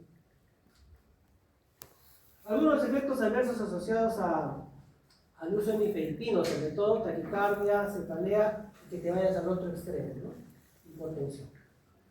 Pero no es muy común. Tantos años que vengo viendo esto, que ya hemos mandado hipotensión es rarísimo. ¿Y por qué se usa estos 3 fármacos, no? Es más, la metildopa últimamente ha entrado a la lista, ¿sí? Ya metió esta lista, con un estudio que se hizo en 2023, es un solo estudio en el que usa 1 gramo de metildopa, dosis única para crisis hipertensiva. Lo menciono porque hay un estudio, y es más, la maternidad lo ha puesto en su libro. Estos 3 no producen mayor problema en el flujo sanguíneo hacia el médico. Es más, el nifedipino tiene un plus, aumenta la irrigación a nivel renal, inclusive, ¿no? Voy a pasar esto también. Postparto, como estaba viendo el día correcto, ¿no? Lo ideal es que se quede hospitalizada 3 días para monitorización adecuada y bajando de la dosis. Orientar los signos de alarma cuando vaya a casa, ¿no? Y su presión debería estar por debajo de 150, ¿no? La recomendación es por debajo de 150 en las cuerpos. Listo, ya controlado la hipertensión. ¿Qué más debo controlar? Que no convulsione. Su cerebro está con edema, isquemia o de repente hasta zonitas de necrosis. Debo evitar que convulsione, es más grave, ¿no? ¿Y con qué se evita eso? Ahí está el sulfato de magnesio. Si va a ir publica hace unos años sus pasos de manejo, ¿no? Bueno, para tener si convulsiona una persona, se le alteran las funciones vitales, se golpea. ¿Se puede parar una convulsión? Imposible, ¿no? Hay que esperar que termine y no hacer nada, pero evitar que se dañe nada, ¿no? Pero sí podemos prevenir empezando el sulfato de magnesio, ¿no? Y las recurrencias, ¿no? El daño cerebral, manejar las complicaciones asociadas a esto, que estamos en un contexto de preeclampsia. Y una vez que convulsiona, chicos, se debe culminar el embarazo. O sea, ya. Acá, a diferencia de preeclampsia leve, severa, las otras, la severa no siempre terminamos el embarazo ya, no, podemos esperar hasta días, y monitorizada. Acá, eclampsia convulsiona, la literatura dice 24 horas y termina el embarazo, no importa la edad gestacional, no importa. Termina el embarazo, señora, se va a morir. No termina el embarazo, una vez estabilizado, obviamente, ¿no? A veces acá se desespera, convulsiona y al rato está en sala, y están estabilizados y están sacándolo. Hay que estabilizarlo, que sea una media hora, 1 hora, y se debe culminar el embarazo. Porque a veces tras una convulsión, ¿qué pasa? Empieza su hemorragia cerebral. Tras una convulsión, empieza el DPP. Tras una convulsión, se ovita el DPP. ¿Y qué hace? Si estás en salud, ¿sí? ¿Qué hace? ¿Qué hace? Nada. Pero lo grave es que se te muere la paciente. ¿Tiene DPP? Se muere el feto. Un corto tiempo se puede volver hasta la hermana. Entonces convulsiona, aparte de todas estas medidas que más tengo que hacer que no estaba ahí, escuchar latidos. Después de la convulsión tú escuchas que está bajando, haciendo de. Yo he tenido 2 casos, en igual. Una convulsión, latido, pero una bajada, gracias a Dios tenemos sala acostada a sala, también de 70 casos. Vivió de él porque lo sacamos rápido, si no se muere. ¿No? Pero si le cae bien, a veces nos trae amor y cosas. Sulfato de magnesio es de primera línea, antes, durante, después del parto, en el cáncer, todo lo que no está hablando. Endovenoso de preferencia, no hay alcalínica muscular, pero de preferencia endovenosa, lo voy a explicar. Y pues, para tener un resumen de cómo actúa, es un vasodilatador, ¿no? Doctor, entonces también ayudará a la hipertensión, porque la hipertensión es por vasoconstricción. Si dilata el vaso, bajará la presión, sí, pues indirectamente el sulfato de magnesio va a ayudarle al control de la presión, ¿sí? Mira, vasodilatador a nivel de varios sitios. Esto ha servido para efectualmente, ustedes han escuchado que el sulfato de magnesio ponemos para maduración cerebral, ¿lo han escuchado? Entonces va a llegar al feto, va a vasodilatar a nivel cerebral, una mejor irrigación y sobre el prematuro no tenemos nada. Esa es la explicación, ¿no? Protege la barrera encefálica, limita la formación de edema cerebral y anticonvulsivante central. Se tiene muchas funciones. Una cosa es efecto colateral y otra cosa es efecto tóxico, toxicidad, ¿verdad? Esto bien clarito dice ahí. ¿Qué dice? Colateral o efecto secundario. O sea, cuando estamos pasando el sulfato, puede tener esto la paciente. Vamos a decir, vómito, se pone colorada. Lo más común que he visto hasta ahora es que se pone colorada. Entonces, parece que estuviera con fiebre. Empieza a sudar, ¿no? Algunas le bajan la presión hasta están como que se quieren desmayar. Se ponen débiles. Tiene esto, le corto el sulfato de magnesio, yo no le pongo. Es un efecto colateral, esperado. No es toxicidad, no se asuste. O sea, si te llaman por esto, no sigue normalmente. Porque eso normalmente ocurre en la dosis de ataque, que ahorita vamos a decir, los primeros 20 minutos le ponemos dosis alta, rápido. Ahí pasa eso. Bueno, la dosis de mantenimiento acá bajita, ni cosquillas la cabeza, no tiene nada. No es toxicidad. Este cuadrito lo muestro cuando aparezca. Algunos esquemas de uso de sulfato de magnesio, ¿no? Y acá abajo el de sus panes, el que más usamos, 4 gramos de ataque en 20 minutos y 1 gramo de mantenimiento o 2 de mantenimiento, ¿no? Por hora. Y 4 gramos en 20 minutos. No vean en cuanto de líquido, no importa eso. El esquema de esto es importante. La idea es 4 gramos de ataque, 1 o 2 de mantenimiento. 4 gramos de ataque, pero acá dice endovenoso, más 10 intramuscular. Doctor, y acá dice 10 intramuscular y 5 intramuscular cada 4 horas de mantenimiento. Eso en Perú es inviable. Nosotros en el Perú tenemos las ampollas de sulfato de magnesio al 20% en 10 mililitros. En cristiano, en cada ampolla de 10 mililitros hay 2 gramos. Sí, en cada ampolla, escuchen esto por favor. En cada ampolla que nosotros tenemos de 10 mililitros hay 2 gramos de sulfato. Si yo le quisiera poner esto, ¿cuántas ampollas usaría? 2,5, ¿verdad? 20 más la mitad, 25 mililitros intramuscular. Les pregunto, depende de enfermeros, en administración de medicamentos, ¿cuánto máximo puedo poner en un músculo? ¿Quién sabe? ¿Cuánto? ¿Cuánto? No. 5, muy bien, 5 máximo. ¿Y en qué músculo más grande tenemos? Bueno, el glúteo. El glúteo. El glúteo es el más grande donde se administra medicamentos. 5 máximo. 5. Más de eso le puede producir necrosis, dolor. Olvídense. Y entonces, ¿por qué han puesto 25 ahí? O sea, no, repartieron en cada nalga ya. 12.5, tampoco sé. Porque en otros países la concentración del sulfato hay al 50 y al 100%.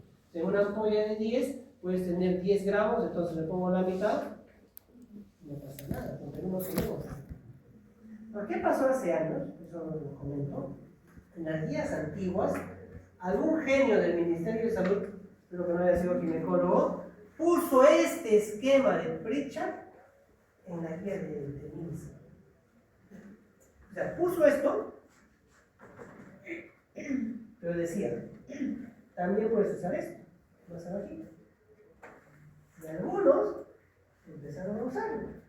¿Y qué les digo? Un día me trajeron a la emergencia una paciente con preeclampsia severa con toda la clínica, todo, estaba que gritaba, parecía que estaba en trabajo de parto, pero expulsivo.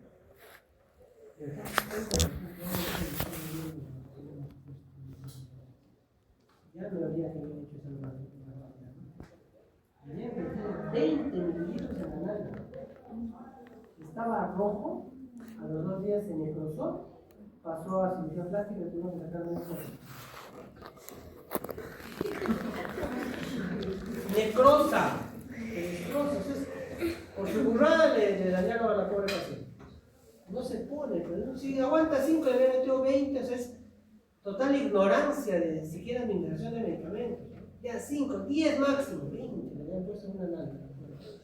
No lo encontró, no había doctorcito.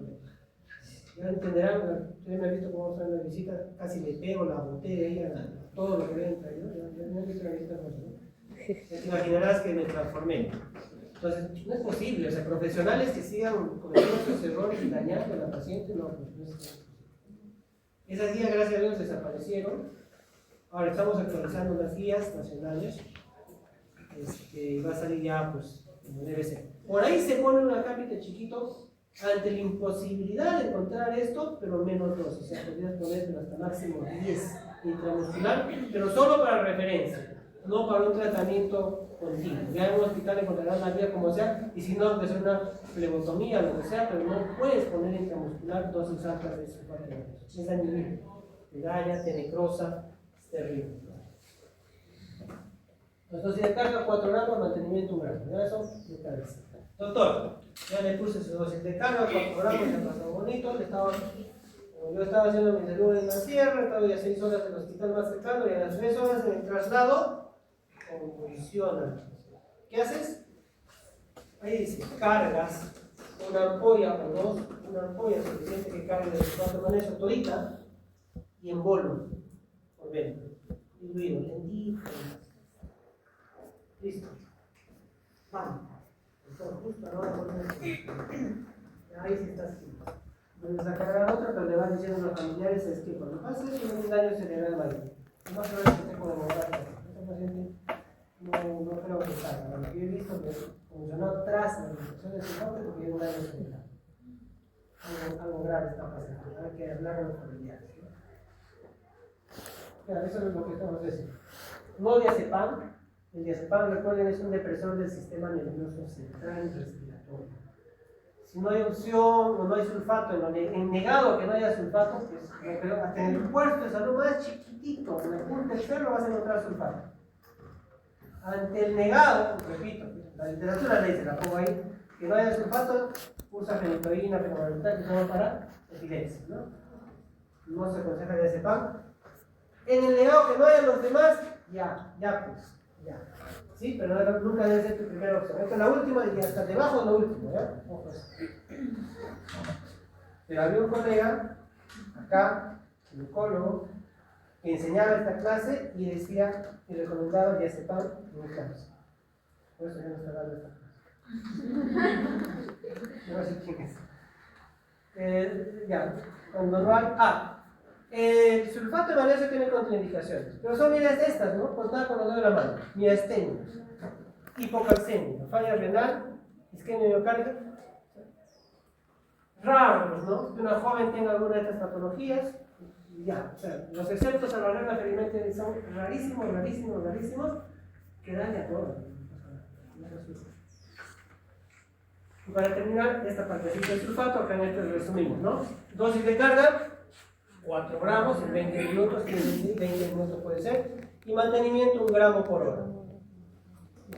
¿Hasta cuándo? En hospitales pasar las 24 horas del parto cesárea, 24 horas mantenemos.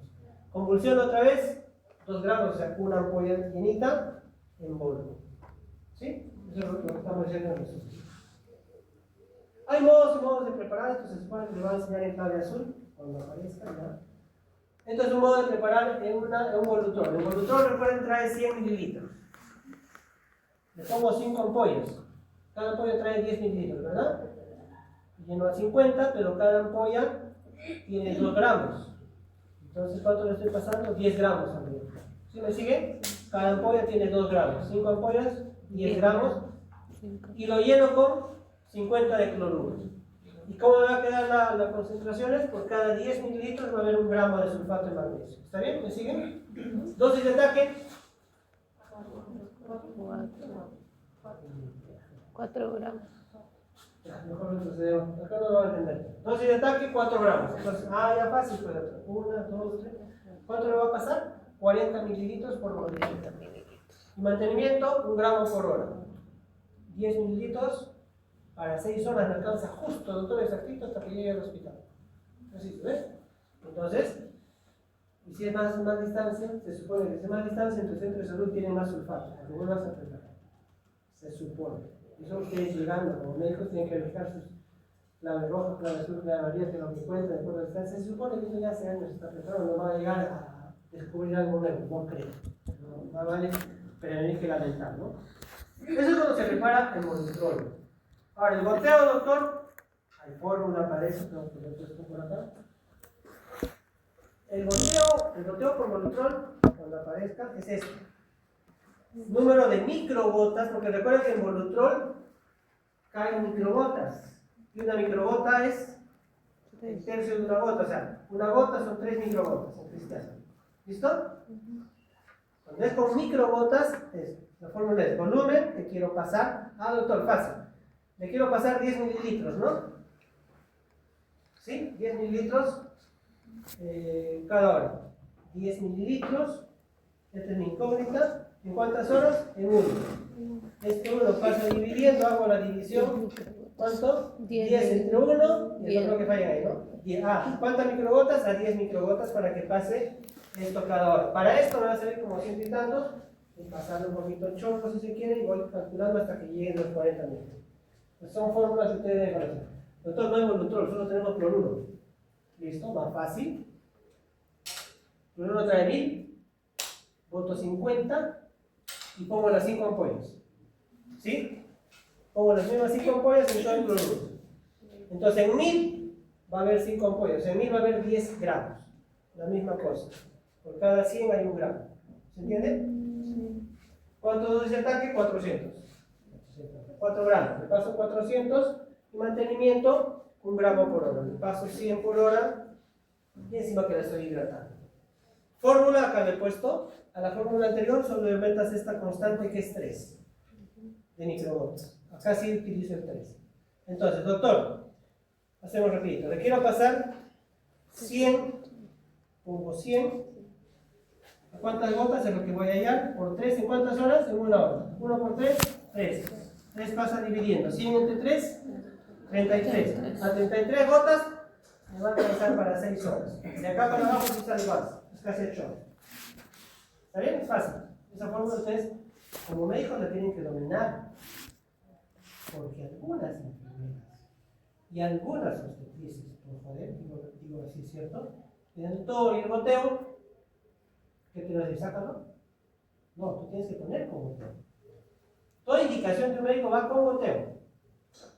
No que pasa de decir nada más, no, con goteo. Un buen médico tiene que sacar su fórmula, su goteo, anotado, y eso es lo que le enseñan ahora a poner, ¿no? Esto ya no, porque esto es para el hospital. Listo. Toxicidad, rapidito. El sulfato intoxica así. Y los signos de toxicidad muy rápido, ¿no? Son 3. Básicos, son 3. Pérdida de los reflejos, porque cuando se va pasando el sulfato, hacemos reflejos. Hay una depresión respiratoria. Como te das cuenta, tu depresión respiratoria va disminuyendo, menor de 12, o la diuresis se altera. Son 3 cositas que mientras estoy pasando el sulfato tendría que evaluar. Les digo algo, chicos.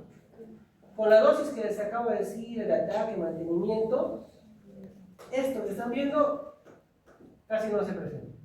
Yo en este momento tengo más de 20 años. No he visto nunca. ¿Sí? No le tengan miedo al sulfato. Es más, alguna vez que he tenido casos, me han transferido de acá cerca, por el rancho, Chosica, así, como el monitrol, y cuando llega todo el monitrol ya no estaba vacío, ni cuenta se habían dado, se había abierto por ahí, y aún así tenían estos signos de toxicidad. Por ahí el de reflejos. ¿Qué se hace? Le pasas un rato y le vuelves a poner más tarde. Pero Ya salvo que tenga normal depresión respiratoria, a veces el gluconato va a estar en tu kit de clave azul, y eso, la administración dentro de Norteamérica no hay problema. Entonces, la toxicidad se puede manejar si hay paro respiratorio, presión respiratoria, imagínense, ya gluconato. Reflejos ausentes, esperas un rato y le vuelves a poner. No orina bien, le disminuye la dosis y le sigues pasando el vaso, ¿no? Beneficio mayor a esto que puede hacer. Como digo, estos dos, pero nunca he visto hacer. Al sulfato de beneficio. No administrar, vamos a acabar de eso. No administrar diuréticos, ya dijimos, ni acetam, ni soprostol. Recuerden que es un vaso constrictor. La fisiopatología de la preeclampsia es vasoconstricción. Derivados de colesterol mesenteno que la mañana te explicado, ¿recuerdas? Son vasoconstrictores, el contraste en el tejido, esa que usamos para el manejo de la hemorragia que les han enseñado. Hay en el repuesto con una interrogante. Hasta el 2022 no usábamos AINES en la preeclampsia, en las postoperadas. ¿Por qué? Porque los AINES ustedes saben que producen vasoconstricción, ¿no? Bloquean COX-1, COX-2, o sea, las ciclooxigenasas, y por ende, pues, producen vasoconstricción. Así por fisiopatología preeclampsia estamos diciendo que todo es vasoconstricción, que no es un vasoconstrictivo, aumentaría la hipertensión. Pero no se ha demostrado.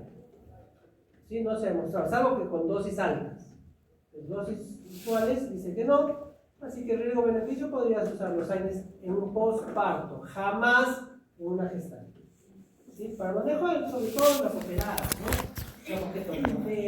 Control del dolor, imagínense que no le pongas nada. Pero sí, tramadol sí o sí les ponemos ahí, porque no tiene nada que ver, es un opioide, ¿no? ¿Se puede prevenir la preeclampsia? Han escuchado que sí, ¿no? ¿Con qué? Con aspirina. Déjame, tengo unos segunditos. Ustedes como médicos tienen que saber esto que es básico.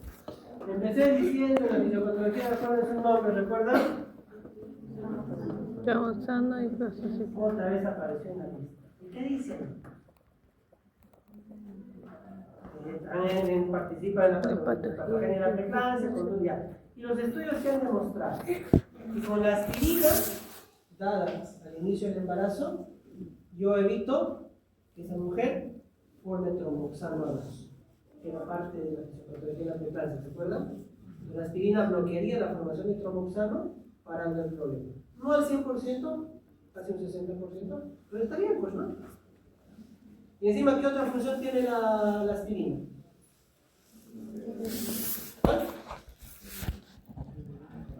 ¿Cuál era?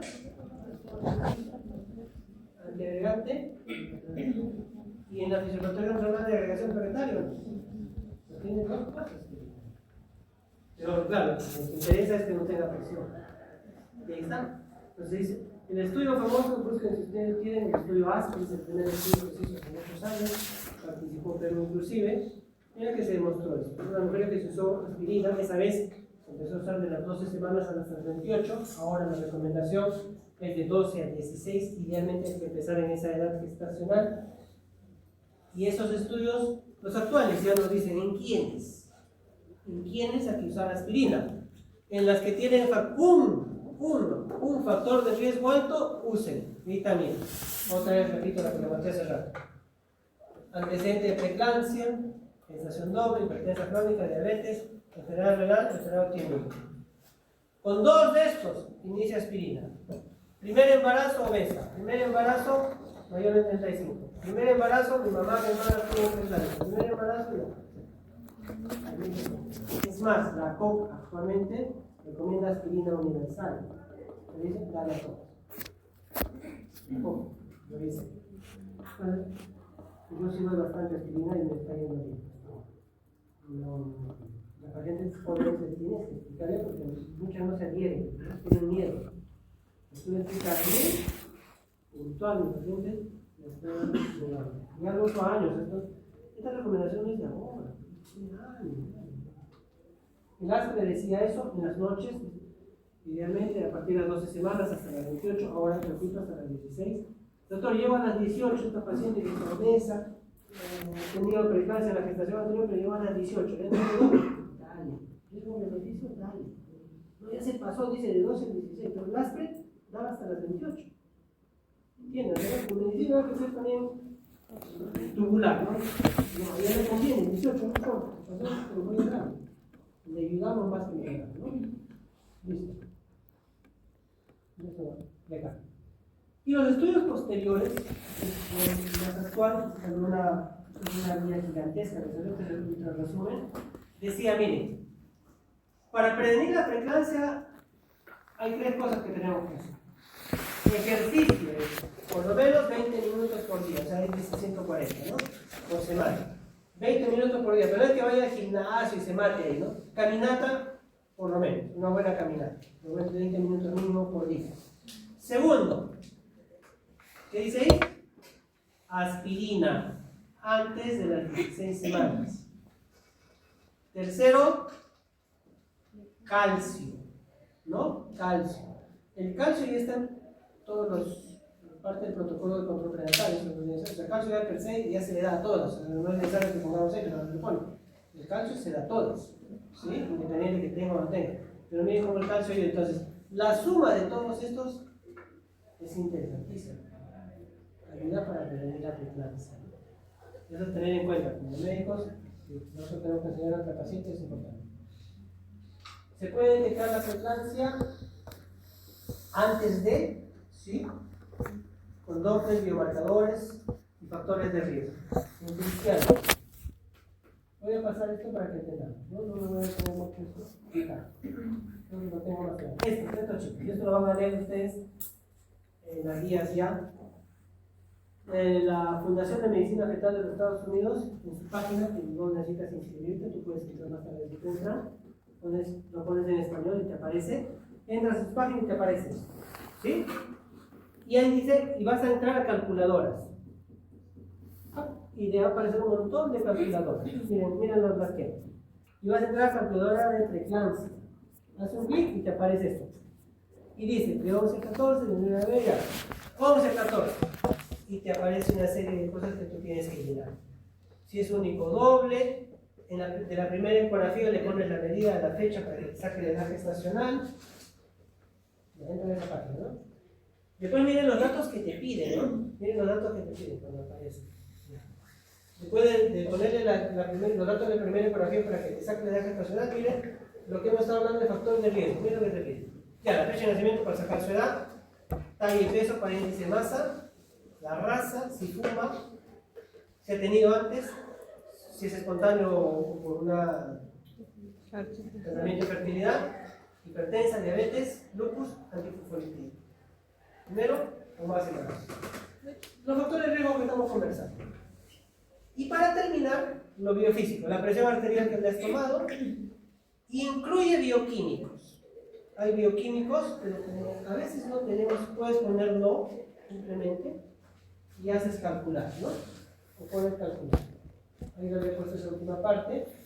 Y cuando pones calcular, automáticamente te va a empezar a decir si tiene riesgo o no, qué porcentaje y qué peso.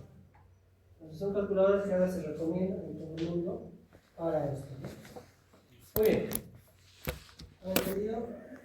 Sí. Si no, caso clínico, para terminar. Terminado con estos 5 minutos. Esto es la vida real, ¿no? Paciente que estaba siendo controlada en un centro de salud de San Juan del Lurigancho, 32 semanas, 28 años ella, llega a su control prenatal ahí en el centro de salud, le toman la presión y encontraron elevada, ¿no? 140-100, decía que le dolía la cabeza, toda la cabeza hace 3 horas, veía puntos negros y se le había hinchado a los miembros inferiores. Le hacen una pruebita de ácido sulfosalicílico. ¿Saben qué es eso? Es un acidito que tú, si le pones a la orina y tiene proteínas, se enturbia o hasta se pone blanca la orina. Se detecta proteínas. Incluso algunos días lo ponen, pero no lo estamos poniendo porque no es que sea pues, algo objetivo, es subjetivo, ¿no? Esto no puede decir este es menos, más, la proteína, no. Ya habían hecho esa pruebita que algunos centros de salud lo tienen, unas gotitas y trazas, se enturbió un poquito. Y así la refieren al hospital, ¿no? 140, dolor de cabeza, veía puntos negros e hinchado. Proteína aparentemente no. No antecedentes de importancia, joven, 28 años, ¿no? Controles prenatales, su basal mide en 170, altura uterina adecuada y aumentó 13 kilos hasta ese momento, ¿no? ¿Qué le parece? Aumento de peso. ¿Cuánto debe aumentar una mujer normal, con un peso normal? Pero ¿de cuánto a cuánto es el rango? ¿De cuánto a cuánto es el rango? De 9 a 16, no es de 11, es de 9 a 16. Si es obesa, es de 9 para abajo, es más, de 7 para abajo. Y si es desnutrida, de 16 para arriba. Es un punto de corte que no ha cambiado. Listo, entonces, un peso aparentemente dentro de lo normal. Llega la emergencia del rabo chico, 150-90, con cefalea, escotomas y niega otra cosa. Su evaluación es 30 de altura, edema de pared, no edema de pared. Latidos normales, no había trabajo de parto, reflejos tendinosos aumentados. Edema de miembros inferiores, le hacen los exámenes de laboratorio, el examen de orina proteinuria negativa, no tenía proteína. ¿Está bien? Hasta ahí, chicos. ¿Qué diagnóstico tiene la paciente? No, ¿qué diagnóstico le podría ser un orden de aparición? Primero que está gestando. Mi gesta de 32 semanas por la última regla. Segundo diagnóstico. ¿Cuál sería su segundo diagnóstico? Preeclampsia con criterio de severidad. ¿Está bien o está mal? ¿Seguro? ¿Perdón? Exámenes normales, ¿ah? Todo normal y no tenía proteína. ¿Ah? ¿Perdón? Tiene que ser el doctor que la vio lo hospitaliza, pero porque había sido referida, ¿no? Con esa indicación de metildopa 500 miligramos cada 8 horas sin nifedipino condicional. Esa fue la indicación de hospitalización. Y en su hospitalización ponía gestante con ingesta de 32 semanas a descartar preeclampsia. Ese fue el diagnóstico de ingreso de un ginecólogo. En la hospitalización, eso fue en la tarde, una tarde. Esa tarde, noche, la paciente ya hospitalizada, la monitorización normal, la cintura de MST sale normal. Ya no le piden más pruebas, porque como todas de la emergencia eran normales, no le piden más. Así que no hicieron más esa noche. Hasta el día siguiente, que otro colega pasa visita. Y la visita le pregunta: señora, ¿le duele algo? No tengo nada. Muy bien. Alta, señora. Con metildopa 250 cada 12 horas. El colega le pone eso, ¿no? Mi gesta de 32 semanas. Y segundo diagnóstico, preeclampsia resuelta. ¿Sí? ¿Qué les parece? ¿No qué? ¿Está mal? ¿Quién está mal?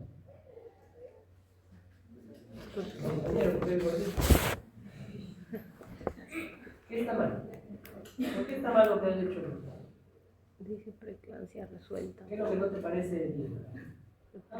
Preeclampsia resuelta. ¿Perdón? Hable sin miedo, no creo. Es que dice preeclampsia resuelta. ¿La preeclampsia cuándo se resuelve? Cuando saco la placenta. Cuando sale la placenta, ¿no? O sea, cuando terminas el embarazo no se puede resolver ahí. Listo, buen punto. Segundo. Le dan de alta a la paciente. Se dio de alta. Primero, que parte de un error al ingresar a la paciente, que le pone descartar preeclampsia. ¿Era descartar preeclampsia o era preeclampsia con criterio de severidad? Preeclampsia con criterio de Si yo pongo como severidad. diagnóstico preeclampsia con criterio de severidad, debo haber empezado con la clave azul, el tratamiento precoz. Mañana en la clase siguiente también va a reforzar algo. Clave azul, joder. No, subía, me quitó para 250 cada 2 horas. ¿Se debió repetir los exámenes? Por supuesto, normalmente repetimos al día siguiente para un control, porque eso a veces se deteriora en horas. Y peor aún, pues darle de alta con ese diagnóstico. Ojalá no esté. tiene mi cabeza esa historia. Le dan de alta, los pacientes en el hospital salen 1 o 2 de la tarde y esa noche yo entraba en guardia, a emergencia con la COVID. No me gusta la y entra en la guardia y a eso de las 11 de la noche viene la camilla, se escuchaba que traían así la ambulancia y luego la camilla que empujaba a nuestro servicio. Viene un señor, la mamá del esposo y la mamá de la señora. El doctor le hemos encontrado en su cuarto y no responde. Le habían llamado, 11 de la noche, 10:30, y no respondía, ¿no?